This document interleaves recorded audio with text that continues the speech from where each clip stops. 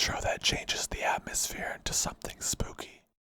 I've never told this story to anyone other than my closest friends, but this felt like a good outlet to finally get it off of my chest. There's something called the 6 degrees of separation theory, which basically states that everyone in the world is separated by, at most, 6 steps. Well, I'm separated from Trent Reznor, from 9 Inch Nails, by just 1 step, and it was due to a stalker. Back in 2006, I was living in Atlanta, Georgia, and I had just joined a pretty particular punk band, which mixed a very loud sound with cabaret-like visuals. We never made it big, but our act was appealing enough that it got us the attention of many people. One of them was a strange girl who was always chain-smoking, had a weird aura to herself, and who was always wearing a jacket on her shoulders, meaning her arms were not in the sleeves, and who eventually said she wanted to be our manager. She said she was friends with Slash from Guns N' Roses, that she had managed a couple of bands when she used to live in New Orleans and whatnot, so we decided to hear her out. Our band was sort of a crazy one, so drugs passed around freely at our parties. This girl, she told us her name was Christy something, would provide us with party favors sometimes. She would also tell us that she was worth $2 million, that she had 5 cars, that she worked in this luxury building, and that she had a huge house somewhere in the suburbs. See, the thing is, she was always picking cigarette butts from the street and smoking the filters like she was a homeless person. Something about her just didn't click particularly well with me. She always came to see us in some sort of fancy SUV, so we went along with her stories for the most part. Eventually, Christy fell hard for me, told me that she was divorcing her husband and that she wanted to be with me. I was intrigued by her, and so I started testing all of her stories. I asked to visit her at her office, and she would always make excuses as to why I couldn't, until eventually she told me her office had closed down and that they were looking for new space. I asked her why she was using the same car if she had like 5 or whatever she said, and again,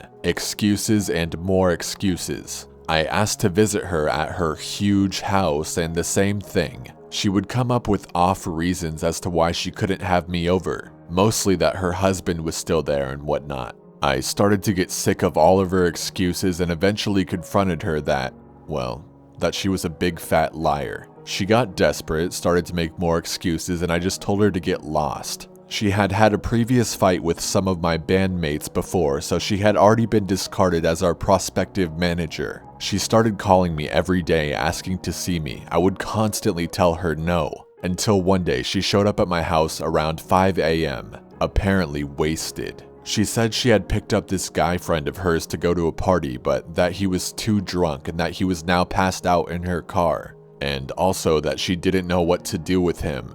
I looked across the street and saw no one in her car, and she said it was because the guy was laying down.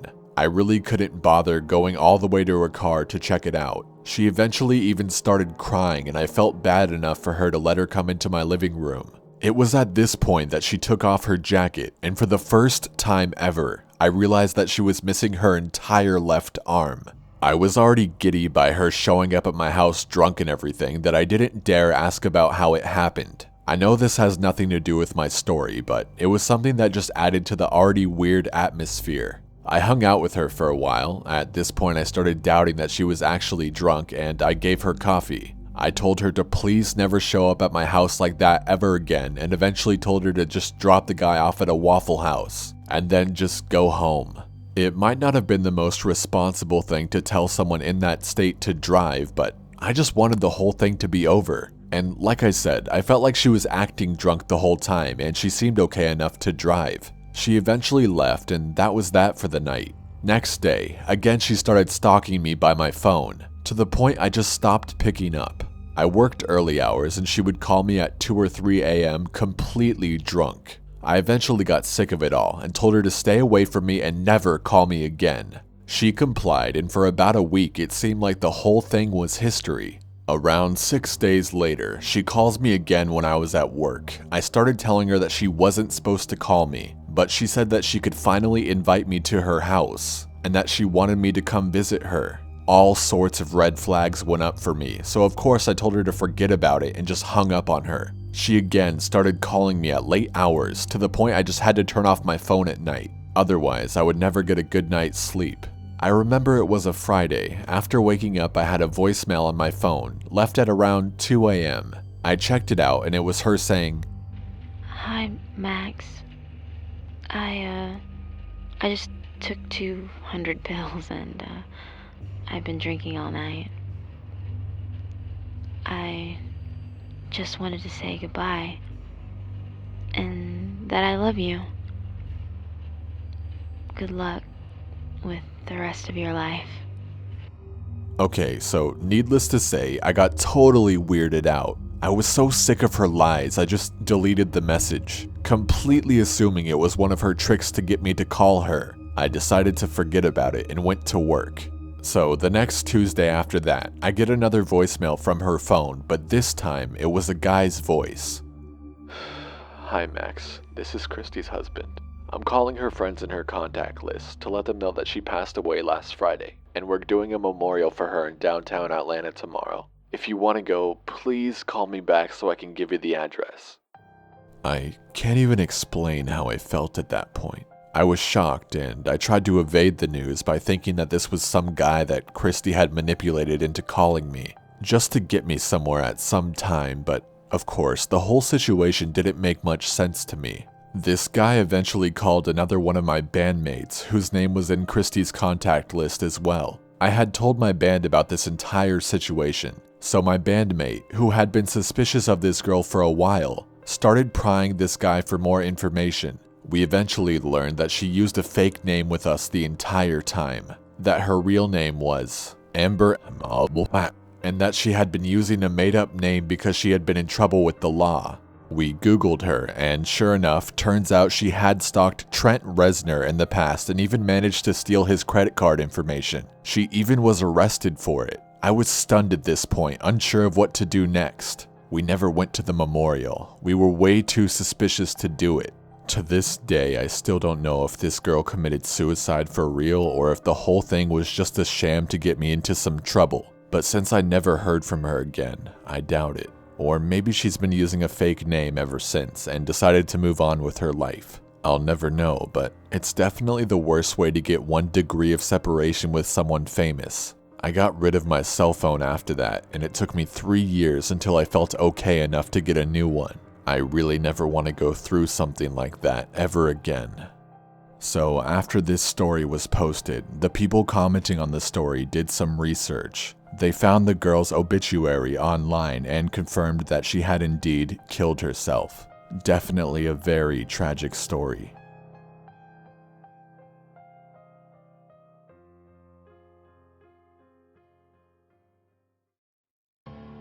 This is a story about a creep who thought he had all the power in the world. A creep who probably had a horrific childhood, but a creep nonetheless. Anyway, I first befriended this creep online back in 2011. Facebook, of course. We had mutual friends who I trusted, so I assumed he was a cool guy.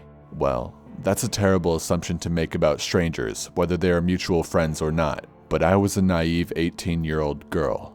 His name was Danny. I thought he was a cool guy at first. He had an awesome taste in music and shared a lot of great songs with me. He was also incredibly inappropriately hilarious. He was full of jokes and bizarre stories, and I soon grew to love talking to him. He never asked if I had a boyfriend. I mean, I assumed he knew I did. After all, we were friends on Facebook, and there were pictures of my boyfriend everywhere. And it's not like I kept my relationship status hidden. It was right there for everyone to see. But I guess he didn't know. One day, in October, he decided to tell me how he felt about me. He recited a poem he'd written, comparing me to a beautifully and elegantly handcrafted tapestry. Keep in mind, I've never even met the guy, and we'd only been talking for about a month or so. I responded with something along the lines of, "Wow, I wish my boyfriend said stuff like that." He got angry, so angry. He asked me how I could have let him on like this. He asked me how I could do this to him. He told me he had opened his heart to me. He begged and pleaded. Supposedly, he cried. I was beyond puzzled. I decided to give him some space, and it worked for a few days. But he eventually messaged me again. He may have apologized, but I honestly can't remember that exact conversation. I do know that things returned to normal. He became silly and fun again. At this point, I had his Skype and he had mine. I would talk to him there sometimes, but I never used the camera. I just didn't feel comfortable with it. Actually, I hated using that camera with anyone. I told him that when he started begging me to use it, but he still didn't relent. Still, I kept making excuses. Danny wasn't having it. He got more aggressive and then he got sexual. He told me to Skype naked with him. Time after time, I told him no. Eventually, I blocked him on Skype, but ended up receiving dozens of angry messages on AIM. I don't remember exactly what he said, though I do have screenshots of it all on an external hard drive somewhere. I remember it being hateful and absolutely insane, and there was some stuff about me being a really awful friend as well. Before long, he told me he was a very excellent hacker. He told me he had a whole crew of hacker friends as well. He told me he could change my college grades and make me fail. He told me he would make my life a living hell. I didn't necessarily believe it all, but I did believe he would do something. Despite these negative confrontations, we still had periods of silliness. During these periods, things were normal. I felt safe. To an extent, I tried to keep him happy. I wanted to stay on his good side because I really did believe he would try to tarnish my reputation otherwise. But before long, he started giving me ultimatums. He said things like, Either you get on Skype with me or things will get very bad for you. I can tell your boyfriend you're cheating on him. I eventually asked our mutual friends about him. They said he was violent, dangerous, and twisted. And even better, he lived mere minutes from the college we attended in Reading, Pennsylvania. Every day, I started to get more panicked about going to school. While on campus, I'd look around for guys that looked like him. Guys with long red hair and beards, and I'd be wary of anyone who even slightly resembled him. At this point, I was honestly convinced he'd just show up and try to find me. I had him blocked on AIM, and I even made a new Skype. I knew this would infuriate him, and it did. I received another batch of messages on Facebook about how I needed to learn to treat people better. I told him I was uncomfortable with what he was asking of me. He responded with something along the lines of, Fine, you've chosen your fate. I blocked him on Facebook. I'd had enough of him terrorizing me, but I should have known it wouldn't be the last time I'd hear from him. At the end of November, I received 3 Facebook messages from someone named Adam Knowing. Whoever he was, he'd just joined Facebook a couple of weeks ago and he had no friends or content. The messages read as follows. November 27th, 2011. You've been warned repeatedly, and now you are being served notice. November 29th, 2011. I believe this is your last warning, and that you have been informed of your behavioral issues. The situation will change before the start of the next weekend, or action will be taken. November 30th, 2011. So, you attend college, right? And your grades are passing? Not for long. You were warned on how to treat him and how you are to act. You've got until this week's end to correct this behavior, or life becomes a very difficult thing. You should never treat someone who has a life like his the way you do. To this day, I'm still not sure who Adam Knowing was. It could have been Danny, or it could have been one of his low-life hacker friends. Either way, I was terrified at the time. Against my better judgment, I unblocked Danny on Facebook. By now, my boyfriend was aware of what was going on, and he suggested that I contact the police if things got any worse. Maybe I should have, but Danny hadn't officially done anything to me. I mean, what could they do? Still, I took screenshots of all his screen names. I saved our chat logs on AIM. I took screenshots of all his threatening messages. I then saved it all to a folder, just in case I needed evidence. Danny's nonsense continued right through Christmas. Some days he'd be sweet and funny. Others, he was back to being angry and pressuring. I promised him a Skype session to calm him down, but I kept using my schoolwork as an excuse to delay it. Shortly after Christmas, I blocked him again on all of my accounts. I decided I would deal with whatever repercussions that came with. If I did end up getting hacked, at least I had the evidence, right? A couple weeks went by and nothing happened. Then I received a Facebook message from another account I didn't recognize. I don't remember the name of this one, but I do remember the message. After careful consideration, you're being let go. You may want to do the respectful thing and thank the one who you have wronged. It is thanks to his compassion that you are being forgiven so easily. I blocked the account immediately. In January of 2012, something magical happened. I woke up one morning to the news that Danny had been arrested. The charges? Possession and distribution of child pornography. A bunch of his creepy friends had been arrested with him, having been involved as well. In 2013, Danny was indicted. He's looking at up to 60 years, which will make him almost 90 when he gets out. Even if he's released early, he'll be supervised for the rest of his life. The link to the news story will be in the description. I guess being a monster creep catches up with you eventually.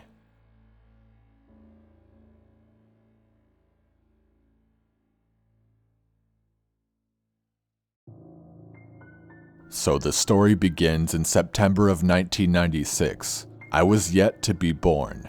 My mother and father lived in Collinsville, Illinois, which at the time was a small urban town that consisted of little odds and ends shops. It has now grown to be much bigger as the interstate runs right through the town, but at this time it was hardly noticeable on a map.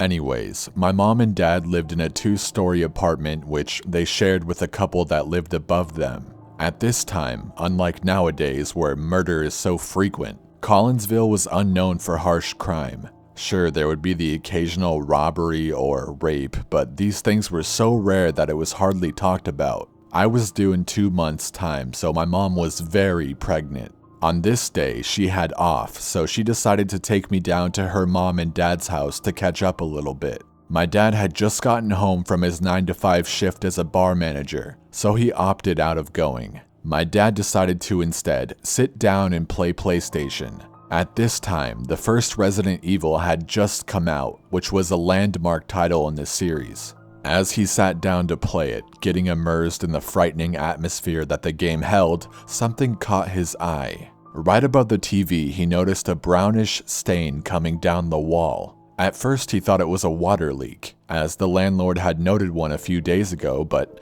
upon further inspection, it was kind of chunky and looked way too old to be a leak. My dad called my mom over and she showed up about 20 minutes later. When my mom arrived, her first thought was blood. The neighbors above had had a fight the night prior, but my mom and dad had been out of the house all of that day. However, they were routinely fighting, so my mom had thought the worst.